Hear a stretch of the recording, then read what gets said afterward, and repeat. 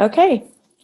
Hello, my name is Sahar Azarabadi. I'm the membership director of the local ICF chapter, San Francisco Bay Area Coaches. I'm thrilled to be here with Richard Strozzi Heckler, founder and co-director of methodology at Strozzi Institute. Richard has spent over 4 decades researching, developing, and teaching somatics to business leaders, executive managers, and teams from Fortune 500 companies, NGOs, tech startups, nonprofits, and the US government and military. He was named one of the top 50 executive coaches in the art and practice of leadership coaching and in profiles in coaching. He's the co-founder of Mideast Aikido Project, which brings together Palestinians and Israelis through the practice of Aikido. Richard is the author of 8 books. He has a PhD in psychology and a 7th degree black belt in the martial art of Aikido. Welcome, Richard. It's wonderful to be here with you today. Hi, Sahar. Good to see you. Good to see you. So I thought we could start our conversation with a bit about you, your personal journey, what brought you to coaching, and perhaps a bit about your coaching philosophy. Mm-hmm. Well, I think it would probably start that in the beginning, I was a body-oriented, a somatic-oriented psychotherapist. So in many ways, I come from the tradition of the bodily arts. I started martial arts when I was between 12 and 13. I still do martial arts. I still have a teacher. I still practice and teach. I went to university on an athletic scholarship. And I've had just a number of really fantastic teachers in the somatic domain, essentially around not only in the martial arts, but also in learning body work. And so when I got my degree in psychology and began a practice of one-on-one and also teaching other therapists the use of the body, it was just very natural for me to integrate and to move past, the useless interpretation that there's a mind and that there's a body, that there's this one piece. And it just becomes so evident to me from the very beginning. And I'm very happy that neuroscience is now grounding all that in the domain of science. Wonderful. So that feels like a really big differentiator of the SI body of work in terms of the embodied learning and the orientation around somatics. And I wonder if you might be able to speak to that a bit. One of our claims, Sahar, is that in order to change or to modify, is that we need to take on a new set of practices. If you're a recreational or a professional or any kind of an athlete, you know that that's true to build that skill set. You simply have to practice. And our claim is that that's the same as in leadership, lifestyle, existential concerns, is that you can have an epiphany or an insight, but in order to be a different actor in the world, to have a different mood, emotional life, relational life, is that it requires a set of practices. And that means that we just don't think about those things. We actually put our body into those practices. Right. And what we found is that this is what makes change sustainable. That our work not only opens the door for somebody, but allows them to move through that door into a different, with a different presence, a different skill set, different relational abilities. Right. We've often been told by students that have come to us is that we seem like we're the graduate school in coaching. And I think it's really for that reason that it makes change sustainable. And also that we are, as a society, I would generally say that we're so cut off from our feeling self, our sensing self. It is just a tremendous opening for people to begin to inhabit their own skin in this way. Yeah, absolutely. Can you say a little bit more about the graduate school in coaching? So do you find that you have coaches that come to you who have maybe been trained in a different methodology and then come in to deepen their own work and practice? We have 2 sets of people that come. One is that certainly the people who many of them are experienced coaches. They've gone through really competent coaching schools and have that set of distinctions. And from their point of view, they say there's something missing, and what's missing is the body.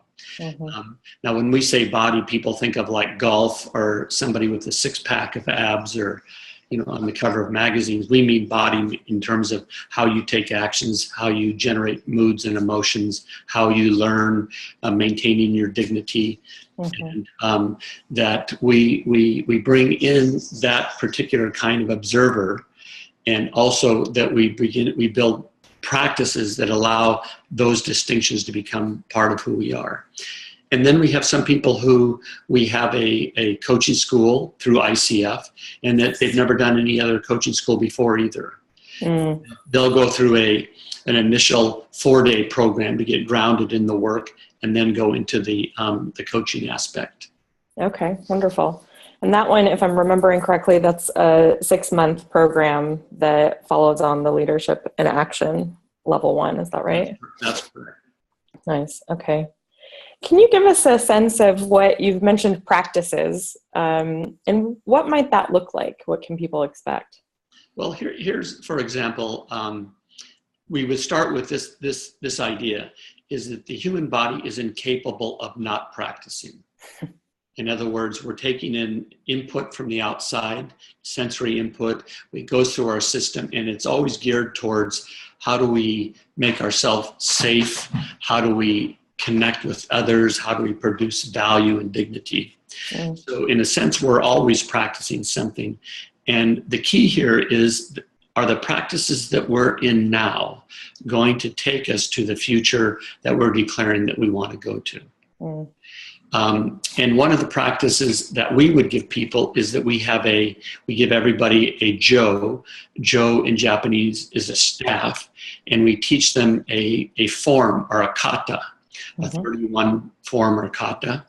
And they can use many aspects. It's all the way from the 31 moves to 6 moves to 17 moves, to begin to have a practice that they can teach their clients and work with their clients, or they can use it with themselves. And what we say in this is not so much that they're learning this set, which that they are, but they're learning how to be centered, present, open, and connected while in movement. How to extend out into the world without being falling into it, without how to use restraint and still being centered. So that's a practice that we have. We always include meditation. I think that informally, often that's seen as mindfulness now, but we always include meditation, and for sake of what we're doing the meditation.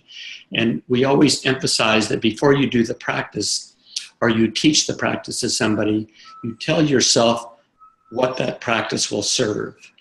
At the very end of the practice, you remind yourself what that practice served, so that we're just not mindlessly going through an activity. Beautiful.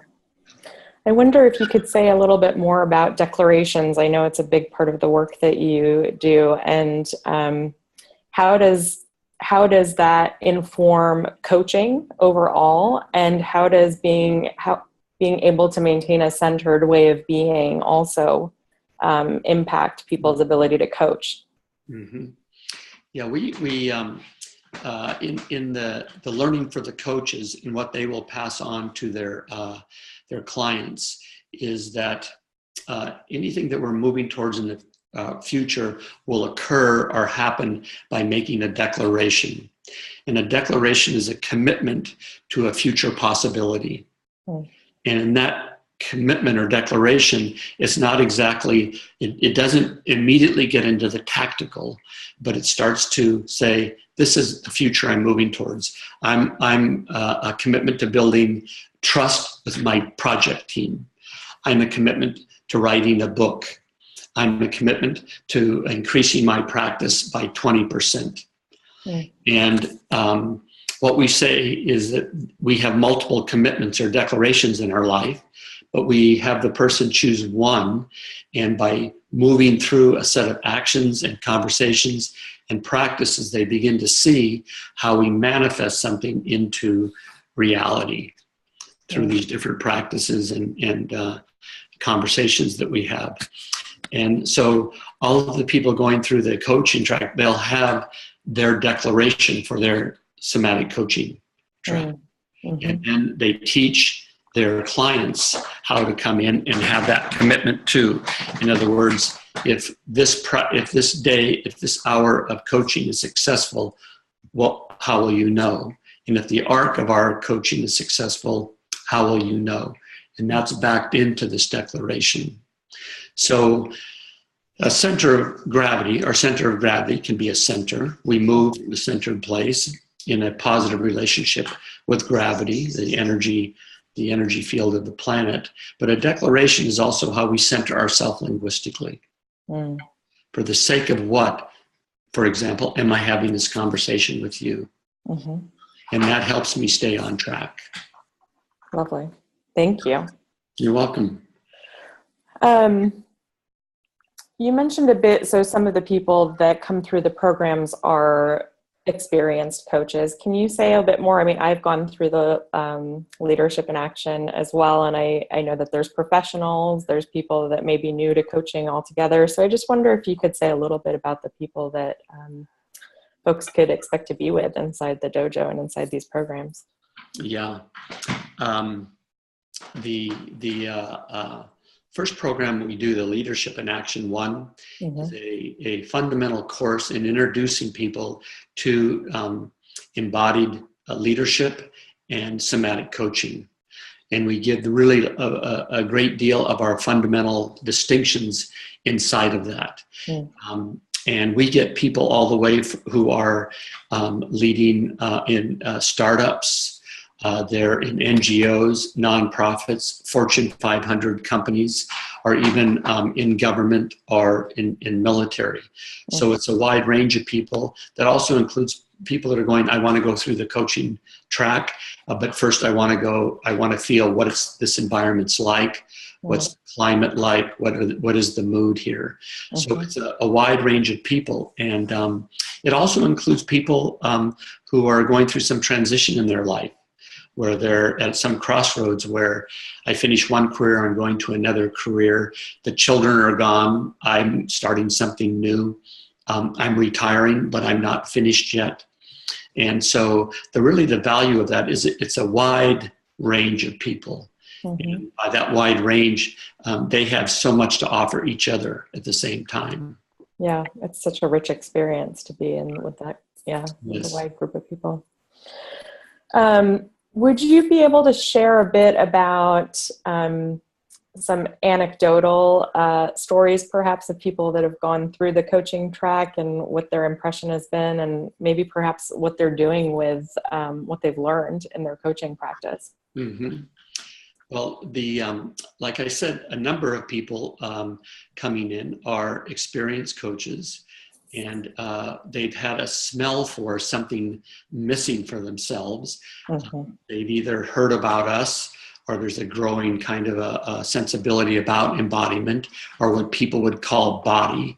Mm-hmm. And so they're tasting it out and seeing if it's a fit for them. And a large amount of people will come in and just feel like this whole new doorway is opened. And it's a doorway of sensation, of feeling, of intuition, of sensing in a different way that they can shape themselves in terms of taking care of their relationships, their professional life, their artistic or creative life for themselves. And we've had people on one extreme that would go through and they would say,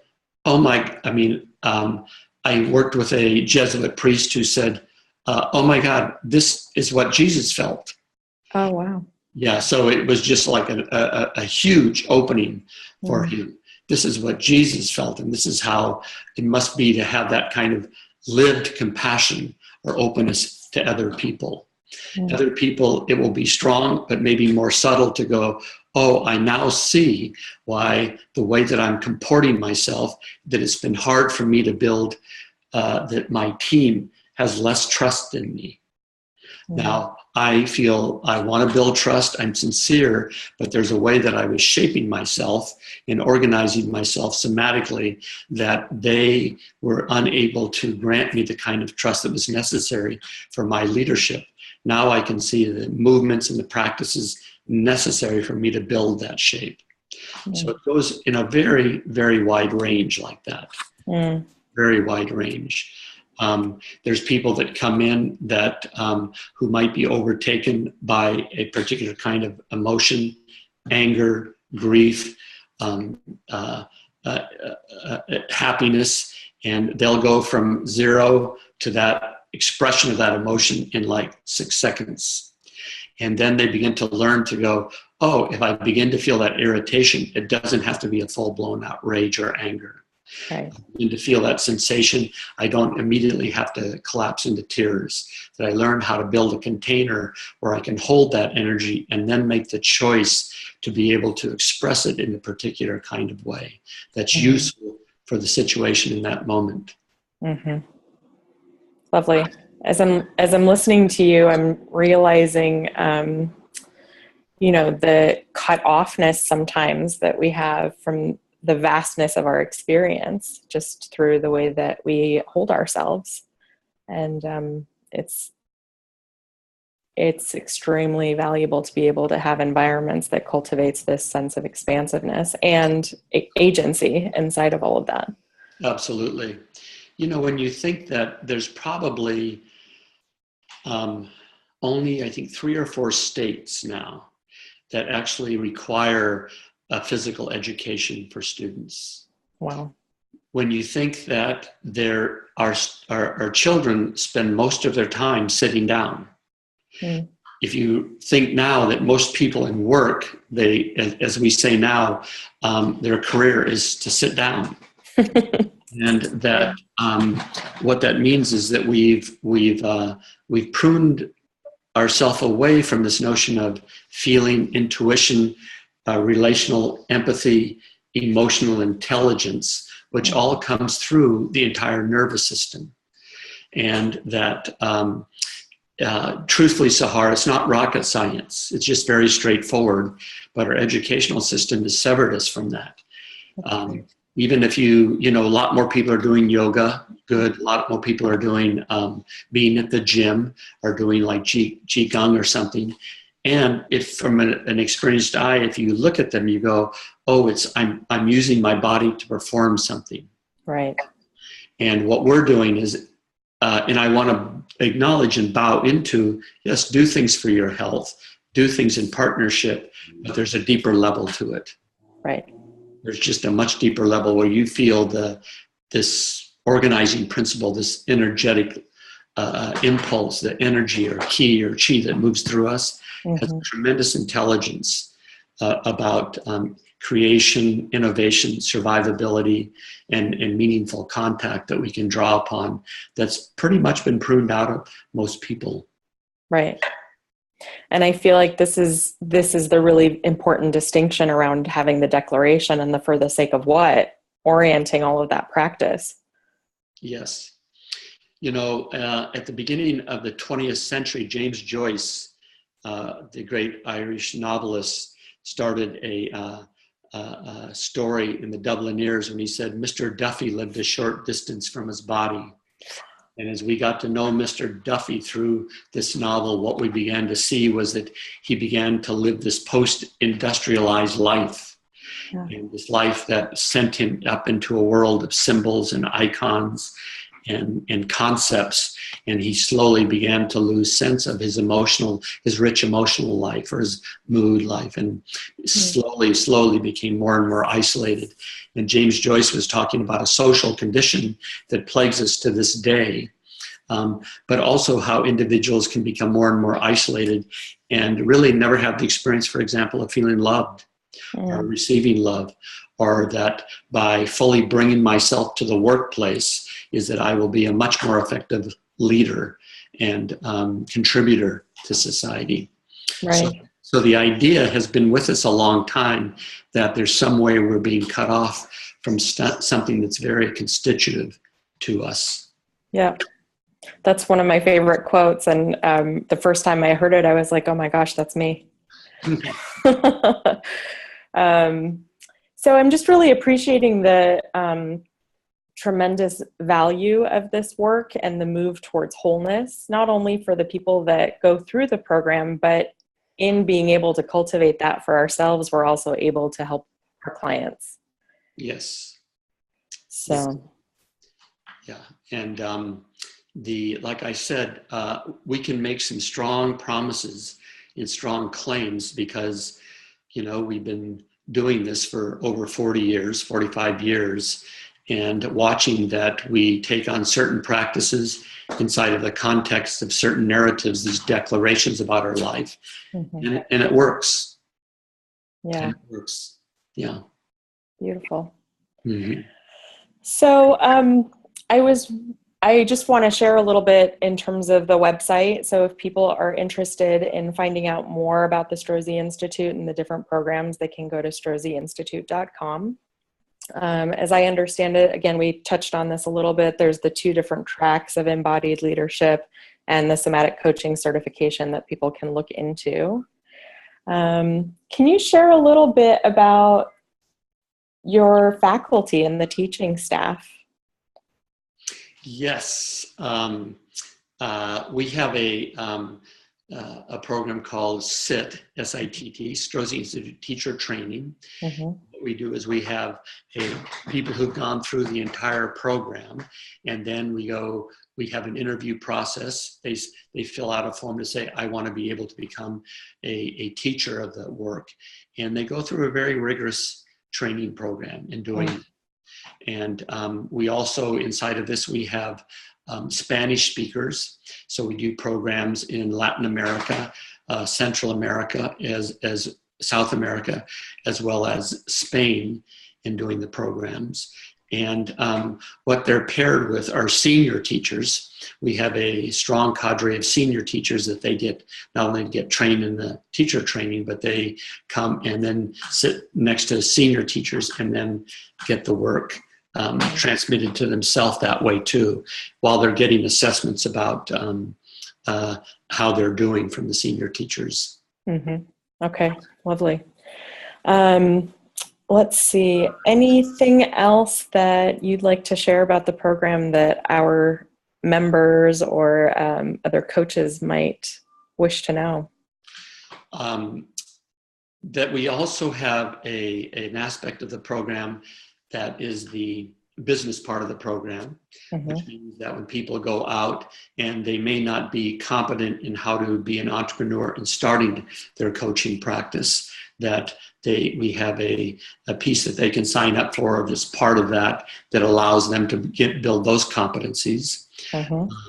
That they become the possibility of become associates with SI. So they go on our website, and then they can, if there's a place somebody in a certain part of the country, they come to us and goes, there's a somatic coach there. They can go to our website and see that person and work with them. So we have a very strong community sense too. Really understand the power of the collective and how the collective builds momentum in the world. And I think too is that I'd like to say that at a very ground for us is that one of the things we'd say is one of the reasons that we can so easily pollute our waters and stain our air is because we're out of touch with our feeling self. Right. And by that, Sahar, as you know, I don't mean have a feeling or an emotion, although that may happen. It's just recognizing that we're part of all this. Yeah. We are the human animal that is interdependent with all these things. And likewise, we would say one of the reasons that there's a great divide between those that have and those that don't have, and that divide is growing, is we're out of touch with our feeling self, are out of touch with our bodies, which is our compassion. And one of the reasons that so much conflict so quickly generates into violence at a personal level and at a national and international level is that we're out of touch with our feeling self. So that while we are really teaching embodied leadership, a capacity to embody skillful action, grounded compassion, and pragmatic wisdom for leaders and coaches, is that we see that this is also, I think, part of the medicine, part of the medicine for healing the violence in the world, the prejudices and racism, the systemic differences that keep people apart. is Right. is this. Yeah, absolutely. I would agree with that. Thank you so much for being with us today. And I would just encourage folks, if they're interested in learning more, to visit strozziinstitute.com. I would personally recommend the Leadership in Action 1 as an entry point to getting to know more about this work. It's a 4-day training. It's up in Petaluma at a beautiful dojo, and is truly transformative. So again, appreciate being with you, and be well. Sahar, it's great seeing you again too. And let me just add on to our listeners here is that you can also call the office, and that number is on the website. Call the office and ask anybody any other questions that you have. And as you said in the beginning, I've written 8 books so that people can look at those and get a feeling or a sense. I've written The Art of Somatic Coaching, The Leadership Dojo, which are my most recent books. But those give you a sense and the distinctions about what we do and a feeling for it too. So thank you. Wonderful. Thank you for a testimonial. And It's my as we pleasure. say, take it easy, but take it. Be well. Well.